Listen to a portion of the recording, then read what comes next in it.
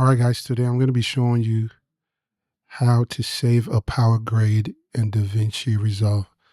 Let's jump right in. So let's say you already applied your grade on your footage just like this. So first thing first you want to do is right click on the clip in the viewer. You grab a still. Right now you see your still right here. Now to save it, if you don't have your PowerGrade folders right here, sometimes it's looking like this and you don't get to see it. So what you want to do is click this icon right here, and then you can see all the folders for your grade. And you can just drag this and put in the folder. See it right here, it's saved in there.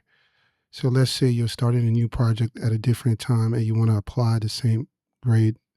You already have it saved. The moment, as soon as you open the project, you would see it in there. So let's test this real quick. I'm just gonna go ahead and start a new, let's say start a new, matter of fact, let me go open a new project.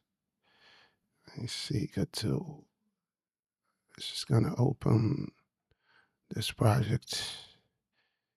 And let's say this is our footage. Let's say this is our footage. Let's reset the grade for this. And I want to apply that same grade from the other project. All you want to do is, you see it right here, and you right click and apply grade. Now you see all the grade that we made for that same project. That project is right here. And you can go in and tweak, each of the nodes to suit this new project however you want it. So that's it. All right, thank you for watching. Please let me know what videos you want me to do next, and subscribe.